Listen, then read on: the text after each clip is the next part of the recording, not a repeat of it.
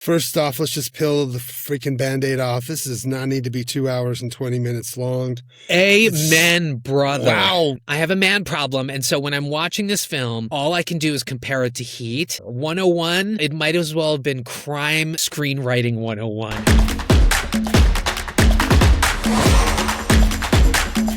Hello, friends and listeners. You have a brand new episode of Watch Skip Plus. We want to be your go-to source for insightful and pop-cultured movie reviews. My name is Jose, also known as Cupcake.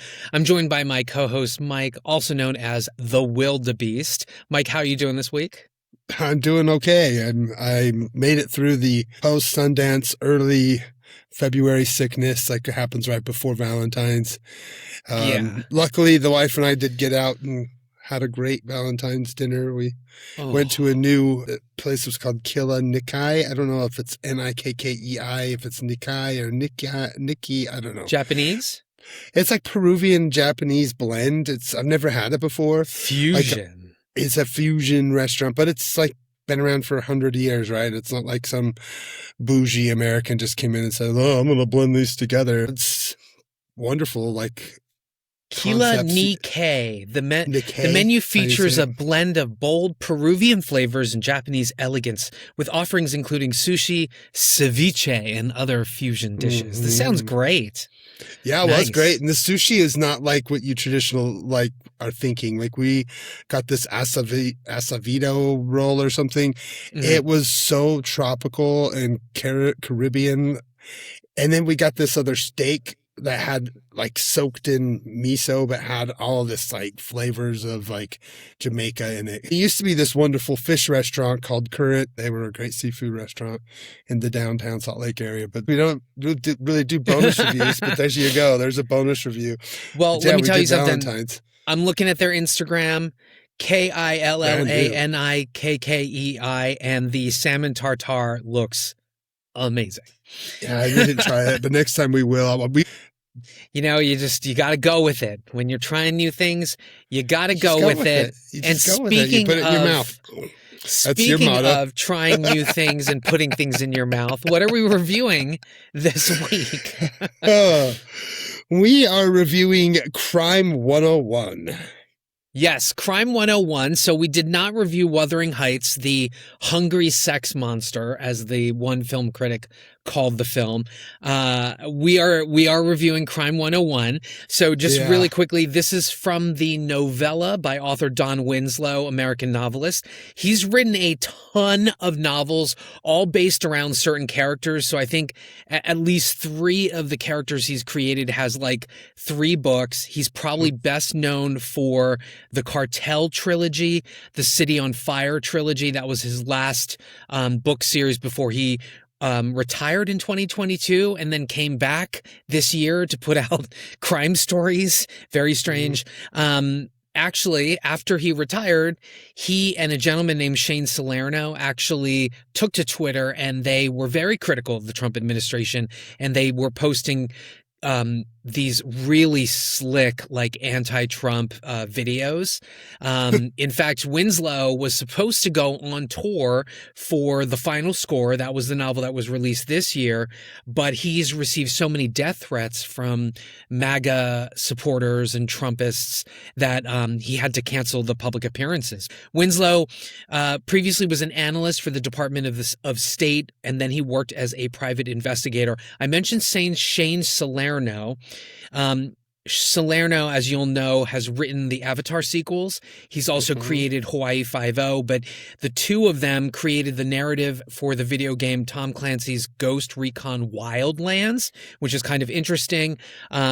Winslow's novels Savages and then The Life and Death of Bobby Z, those have become films.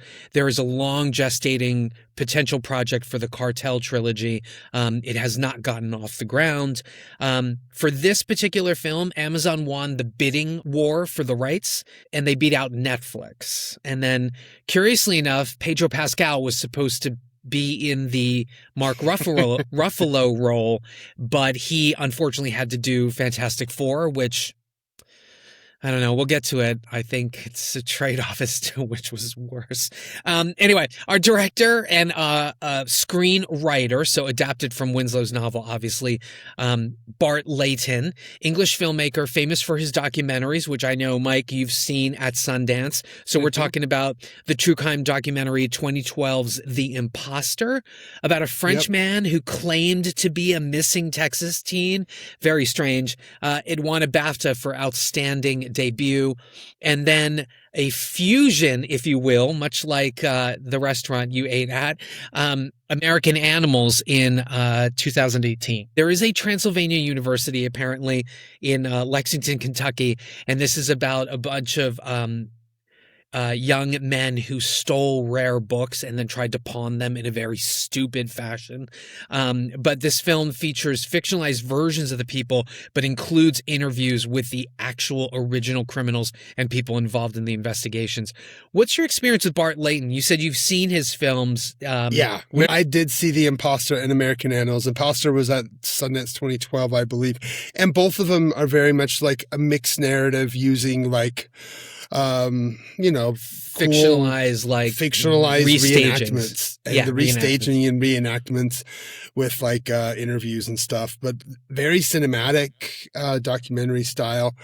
So yeah, it was because of that. It made me kind of excited once I did a little research when we decided we weren't going to bore our audience with another Baroque masterpiece or whatever. We were body fluid romance. 3 in a row. I don't think we could have done 3 in a row of that style of film.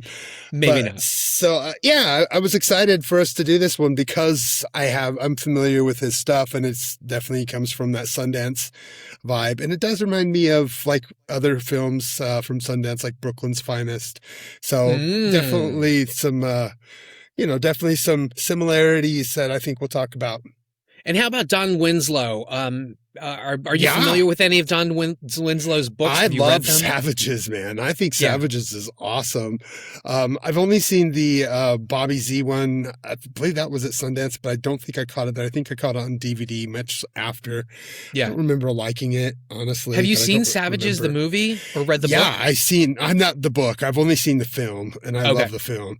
So I think the film's pretty. I thought the film was pretty awesome, right? I think Oliver it's Stone. Pretty cool. Yeah, Oliver it. Stone. Yeah. Yeah. And for those of you curious, if you want to read the book Savages, he actually came out with a prequel novel about those characters. Moving on to our DP, this is Eric Wilson, and by the way, I think I saw this in the credits, but Eric Wilson, who was the A-camera operator as well. I always love it when DPs step in and operate the camera versus just saying, here, you do this, because I think it really lends an authenticity to it. And we'll get to this later, but the photography in this film, even if everything else maybe isn't quite there, the photography is amazing.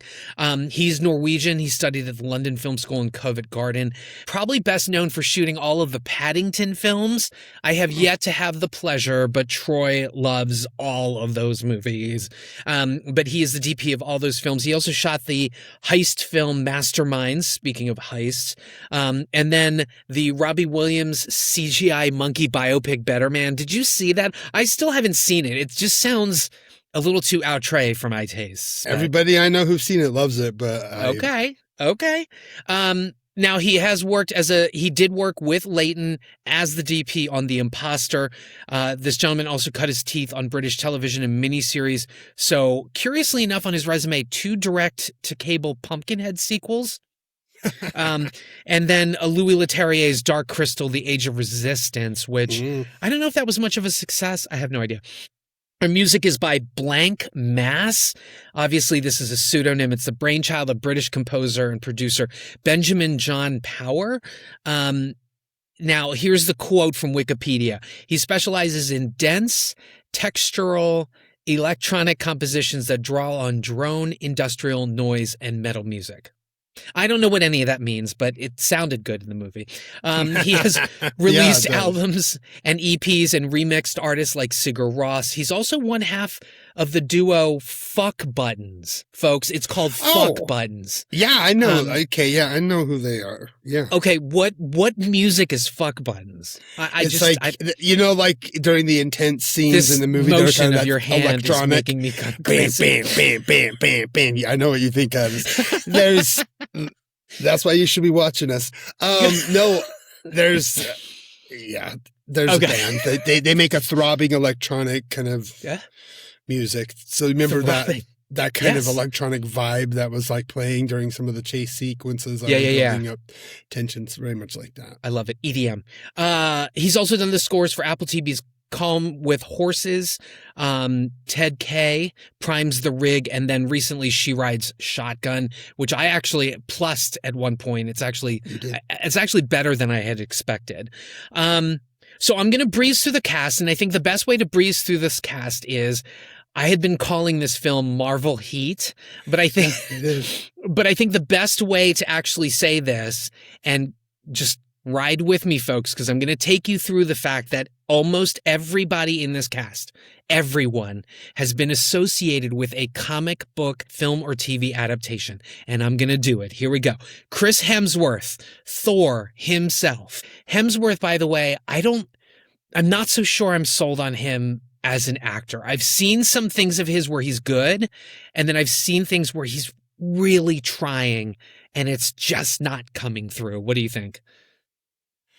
I think this is the closest to a breakthrough that he's had in that realm, but okay. I don't know if I've seen him quite hit what I thought he could after seeing, the way that he's allowed the Thor character to change, the way he evolved with that character. Yes. Was really quite brilliant and shows that he makes really smart choices and allows, directors to lead him in a way that some people would be like, you want me to have a big old 500-pound gut and look like a sloth and has to change his body so many times. And you see his dedication. So it's like people think that's easy, but it's not. It's a different style of acting. It's a very physical style. This was one of his first really diving into this realm of serious, brooding kind of acting that we've seen from. It was there in Black Hat. It was there in Black Hat. Oh yeah, that's right. In the heart of the heart of the sea. But I thought he's very quite much good younger in Cash. in that. He's very much younger in that. Absolutely. But okay, some of those films, I think outside of the Disney Marvel world, he has kind of tried. Sure. Yeah. Mark Ruffalo, Marvel, Hulk. Yeah. I happen to think Mark Ruffalo is a brilliant actor. I think he's really sexy. He did Full Frontal Nudity in The Cut, folks. He often gets the Globes out. The Kids Are All Right, which is also a great movie. I happen to have thought he was one of the best things about Poor Things. He really, really impressed me. Thoughts on Ruffalo? We've talked about him before on the show, and I hasn't changed. I'm a big fan of his, have been for a long time. His film work is extensive, and he's done a lot of indie work. And this, even though it is a bigger budgeted film per se, it very much feels like its heart's in its independent vibes. Yeah, definitely. Barry Keoghan, we love him. He's been Oscar nominated. He was in the other Hungry Sex Monster movie, Saltburn. He was in The Eternals in Marvel. Mm-hmm. What do you think he's about... also rumored to be Joker in the new Batman, if that's correct. And he filmed a scene as the Joker that's floating out there. My son says there's a more full scene that shows him more. I think he was. And then moving on to the rest of the cast, and this is going to be fun, folks. Here we go. Halle Berry, Marvel, X-Men, but also DC Catwoman, okay? Corey Hawkins has a supporting role here. I love that gentleman. Mm-hmm. But he played Heath in the Walking Dead series, okay? Yep. Nick Nolte, Ang Lee's Hulk. Hulk Dad. Hulk Dad, exactly. And then also Marvel adjacent, he was in The Mandalorian. Yep. And then Monica Barbaro. Some may say, no, she wasn't in a comic book thing. Yes, she was. In addition to being in Top Gun Maverick, and she's sort of definitely coming up, she was in a television show called Stumptown, which was based on a comic book series, folks. I did it. I'm doing it. Also, you dug deep for that one. Jennifer Jason Leigh.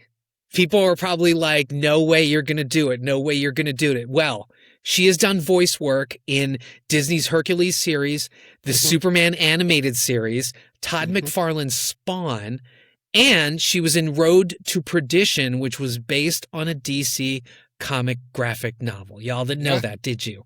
Sam Mendes, Tom Hanks, Road to Perdition, Daniel Craig. I love that movie. Yeah. Based on a comic book. Okay. There you go. Any other further comments about below and above the line before we hit our spoiler freeze? No, I mean, I pretty much love everybody involved in this, so that's why I'm super hyped. Now let's talk about... I'm super hyped too. I need to hear from you first, though, because I'm going to poop on the party a little bit. just a little I don't bit. know. So without further ado, spoiler-free review of Crime 101. First off, let's just peel the freaking Band-Aid off. This does not need to be 2 hours and 20 minutes long. Amen, brother. Wow, was that long? It's a very long film. That basically is a 4-piece drama that follows 4 different people as their lives come to collide during one big final heist. We've seen these kind of plots before. This was done very much similar to like films like Crash, where all these like storylines are interlooping together. We've got a cop, played by Ruffalo. We've got the criminal who wants to get out. That's Hemsworth. And everybody fits their characters and they all fit their roles and everyone is in the place doing the things they're supposed to be doing. But like the title, Crime 101, we've seen all of this before. We've seen this stuff done better. We know the story. We know these characters and what they go through.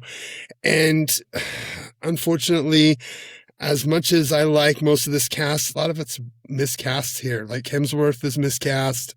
I think this is him swinging for the fences. He's never done anything where he's supposed to be communicating with his face. We talked about Chris Pratt trying to do the same thing. He's much worse. Trust me, when he was trying to be serious. And Mercy. I mean, he tries to act with his eyes, and bless him, I think he's better with comedic work. I think he's better with action work. I mean, some of the comedy stuff he did in the female Ghostbuster stuff is like the funniest stuff in the entire movie. Spot on, if you can get the extended version of him doing the whole dance number, it's amazing.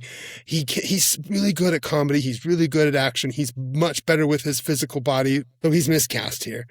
Also, I thought that Halle Berry was miscast. I don't think that she really felt or seemed like she was this professional, like insurance person to the stars, to the billionaires. Basically, her job is to go and make sure that she's doing insurance plans on fine art and things of that, like expensive cars owned by billionaires.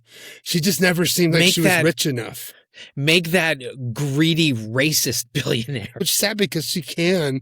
We've seen her play these kind of characters, but she just didn't seem to get the gravitas of this character. So, yeah, a lot of miscasts. I did think that Barry is great. Ruffalo is great in both of their roles. Yeah. But if you've seen Heat, if you've seen any of the wannabe Heats, any of the Michael Mann crime movies, or even like some of the independent stuff, like we talked about Brooklyn's Finest, any of that kind of stuff, you've seen this before. Unfortunately, you've seen it done better, more tight. Now it's not all bad, right? Like it looks really good. The music is fucking great. Yeah. The actors are doing what they're supposed to do. And given the material, they're doing the best with what they can. It just doesn't all gel. And I can't quite put my finger on it besides that Leighton just is better as a documentary filmmaker, where he just kind of took interesting ideas and cool stories and let those stories ride him. Yeah. Unfortunately, him and Winslow just didn't quite glue with what the overall theme. It didn't come together in a way that was as heavy as they thought or as effective as they thought, and it kind of got corny. The ending gets a little cheesy. So let me ask you this. What did you think about? We'll obviously talk about it in the spoilers. Yeah, we'll get to the spoilers more. But what did you think? It was a mixed bag in terms of the message it was sending? Yeah. The message is basically that circumstances of life push us all to doing things that are bad. Doesn't necessarily mean that we are bad people, but good people do bad things sometimes, and we get put in these boxes and we can't get out of them. And this is about a bunch of characters who, some of them make the choices to get out and get out, others do not. And their fate is kind of, you know, brought together in the film. So it's an interesting ride. And it's this, like last week. You know, it's weird. It's almost noir-esque in the respect very that, noir-esque. But just in the respect that it seems to sanction illegality as if you justify it. Which is a really weird. It's anyway. Continue. That anybody can justify a crime lifestyle. We can make a bad decision because we feel like we're stuck in a box, whether it's because of where we were raised or, you know, our socioeconomic level or, you know, tons of different factors, right? So this tries to dissect those things, but it doesn't do it in as smart of a way as it thinks it's doing it. So again, I blame this more on Bart Layton than I do Don Winslow, as I've seen his other film. Lily Savages is much better. I think you had a much better director involved there. That also was a bit long too. But overall, I hate poo-pooing on this kind of film because it's going to work and it does work for the most part, right? It's one of those kind of flip a coin of whether you want to go and spend the money. If you want to see these actors who you know and love in big Hollywood movies doing an homage to, you know, great crime films from, you know, Michael Mann and people like that. So while I am kind of shitting on it, I'm kind of on the fence, kind of like last time, of whether I'm at a skip or a watch. I'm kind of on that fence. I think I'm more towards a soft watch just because I think there's enough there to justify a purchase of a ticket. And I think that Layton is going to get some better work and we're going to get a better film down the line from him. And I want to see people take more risks like this and big actors come together to do something in this vein. So I think if you're going to throw your money out there, I'd much rather you do this than some big Hollywood stain. You know what I mean? Well, sadly, I'm going to echo a lot of what you've said. Sorry if it sounds repetitive, but, you know, these reviews are coming in and, you know, they're like, oh, it's solid action, great acting, this and that or whatever. Action. And I'm just like, did I see a different fucking movie? Because let me just tell you something. I have a huge man problem. And what I mean by that is, when I see a crime thriller like this, my man problem is I measure all of them by Michael Mann's heat. Okay? Because, you know, when you try to do this kind of character layered crime piece where there are multiple characters, they're all on a collision course, and then there is an event that makes them collide and it's all bullets and asses, whatever. I think many will agree that Heat is actually kind of a masterpiece, even though it's overlong. There's been so much talk about it, so many different editions or whatever. But again, I have a man problem. And so when I'm watching this film, all I can do is compare it to Heat. Yeah. And like you said, there's nothing new under the sun here. 101 might as well have been crime screenwriting 101, actually, because it's all very predictable. Sure, he's going to fall in love with a woman, Monica Barbaro, that teases this life outside of it. Also, I just want to know, who are these master thieves who pull off these jobs, multiple jobs even, and get away with a ton of money, but it seems like they're still begging for more money? Are you not investing? Are you not like saving your money? Like what are you blowing through all of that for? I don't know. Yeah, there's jobs that bring in millions of dollars and like, well, you have to keep doing more and more. It was more. like 12 jobs. Shouldn't that be like 12 million? Like, what are you doing with your life, Chris Hemsworth? By the way, it opens with a shot of his bare feet. So I will say there was at least that. Okay. But yeah, no, this is, unfortunately, there's not enough points of difference here. The cinematography is amazing. You know, Eric Wilson, whatever your name is, just amazing cinematography. There are these great shots where the camera is on the door of the car and it closes and it opens.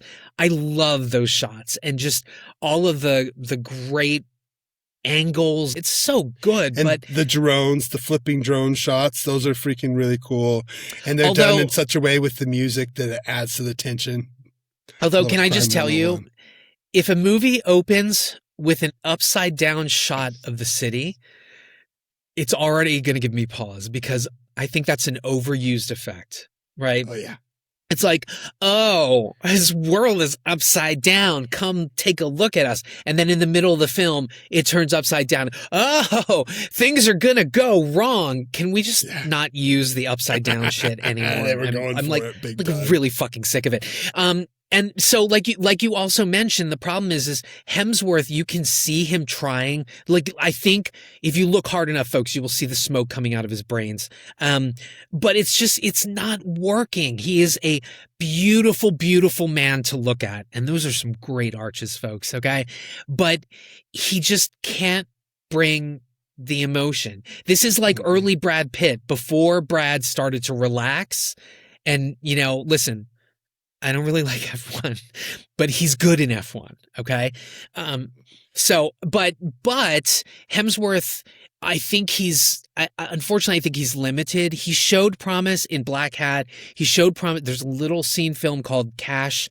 I believe it's called Cash, with Sean Bean. He's really good in that. It was an early film that he did, but like everything else just seems so programmed and neutered.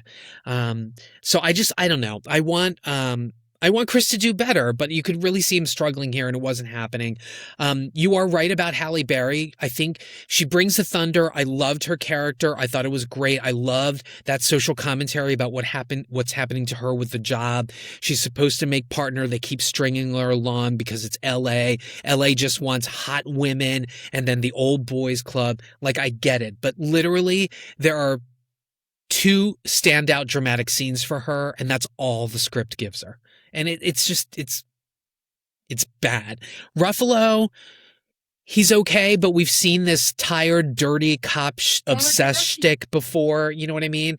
So it's not anything new for Ruffalo, but I did like him. Also, I don't know why they were hiding his feet. He does like 3 yoga scenes, and you do not get to see his feet. I have no idea why. Keoghan is great as a loose cannon. Make that a buffooning loose cannon. Also, he's the dumbest sort of hitman / burglar you've ever seen, because he wears the same fucking outfit and drives the same motorcycle to each of the crime scenes. And it's like, what are you doing, right? But this is the kind of movie we're in, folks. Additionally, like you said, it is way too long. There's not enough action. And it's snooze fest in the beginning until we get to that climax where everybody collides. And even then, it's not as great as that first action scene. It comes and goes. It comes and goes. And then it gives us that weird moral relativistic ending where it's like, yeah, you too can break the law if you have enough emotion and reason to do so. Folks, that's the answer. No, it's not the answer. I'm sorry. I did not say that. Please do not. What is it? What is it? Instagram remix me and then like put me up there saying it's okay to commit crime. Normally, if the script is really good and you have that kind of ending, I'd be like, okay, I dig it. It's film noir. Sure. But no, it's not. The problem is this is a $90 million film. It's all up there on screen, and it really could have just gone straight to Amazon Prime, and it would have been just fine. Yeah, it's sad, but it wouldn't look as good. I caught it in a big theater, not like the RPX or whatever, but a nice sized theater, not one of the smaller, older ones. So it looked great. It sounded good. It was booming sound. I mean, it's like all the pieces are there. You think you're going to get this challenging puzzle to put together, and then it all starts to come together, and you're like, oh, I've put this puzzle together. It's just a different facade. Cold fucking omelet, man. It was just... You're just putting this puzzle... I've done this before. It's just a totally different, sticker on the outside, but I've done this exact same puzzle. I know what it is. Yeah, you put it together and it spells out loser. It spells out, it looks pretty, and there's moments that are good, and there are moments that are boring, and there are moments where the guy next to me where snoring. I wanted to love this, and I think part of it is I came into it wanting more than it really is. But it's still really nice and refreshing to see a modern day crime noir film on the big screen with some big movie stars. It's kind of nice. I also want to mention that there's some actors that crop up in this where I was like, oh my God, I love them. Thank you for casting them and putting them on screen. So blink and you'll miss Paul Adelstein. He was on one of the Grey's Anatomy spinoff things like Private Practice. Drew Powell, I spied him in the beginning. He's kind of like this, I think, really sexy actor. He has a short role as a cop that does something really fucking stupid. And then I think there was one other actor I wanted to mention. Did we mention Tate Donovan? Yes, Tate really Donovan. There you go. As the gross millionaire, who, by the way, in his comeuppance scene, not wearing shoes or socks. So I think Bart Layton has a thing for feet. Thank you, Bart Layton. I see you and I cherish you. But I don't cherish your movies. Sorry. So unfortunately, it's a skip for me. I know. I think I'm still going to say it's a slight watch. Because it is nice to see, even though Nick Nolte just kind of goes in here and just starts. Okay, you want to talk about miscasting? I think he was miscast. It's nice to see him, though. I love Nick Nolte to death, but I did not. The way that he was talking and struggling to get the words out, I did not buy him as this handler of jewel thieves ready to rumble and kill people at the last second. Well, look what RFK is running the health of the U.S. government. So what do you... Oh my God, Nick Nolte to play RFK, please. Yeah, exactly. You think you know me? You think you can... I've stolen diamonds from toilets larger than... Anyway, whatever. Yeah, it's seriously, that's what I thought the whole time he was on screen, that it was RFK for sure. It made me a little sad because I saw him and I was like, yay, Nick Nolte. And then he kind of started speaking and I was like, ooh, Nick Nolte. Okay. Yeah, I'm almost there with you, but I'm still going to say if you want to see this kind of movie, there's worse things you could see, honestly. Maybe. It's a beautiful looking movie. I can see myself having this playing at a low volume, like in the background while I'm doing something. Yeah. I really can, because it's beautiful to look at. Yeah. And it sounds great. Man, the sound is wonderful. And I love the soundtrack. So, all right, folks, you definitely should tune in 2 days from now because we're going to be doing a spoilered movie discussion of this. So you'll get to hear about all the stupid choices in the plot for some of these people. I think you and I are going to point out some really crazy things. It's like, who has not thought of this, right? Why did the cops not catch these people? And then just trying so hard. So definitely join us for that. If you love us, you'll certainly love our Podfathers, The Gentleman's Guide to Midnight Cinema and Not a Bomb.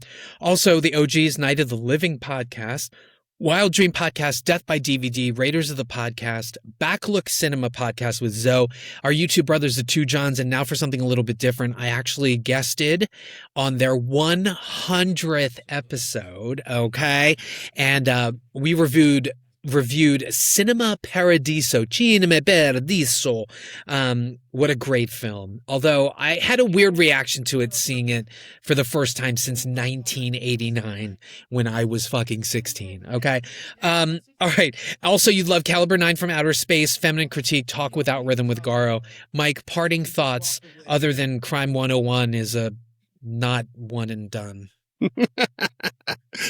No, just like I always say, get out to the movie theaters. There's a lot of options. There's a lot of movies. Go out there and watch them. I took my kids to see Goat. Hey, if you're going to see an animated film, you could do much worse. So, yeah, go see that. I think an animated Goat would have definitely improved Crime 101. But as always, folks, be kind, be open, be vulnerable. That's where the art is. And we will see you on the other side. Bye. Peace.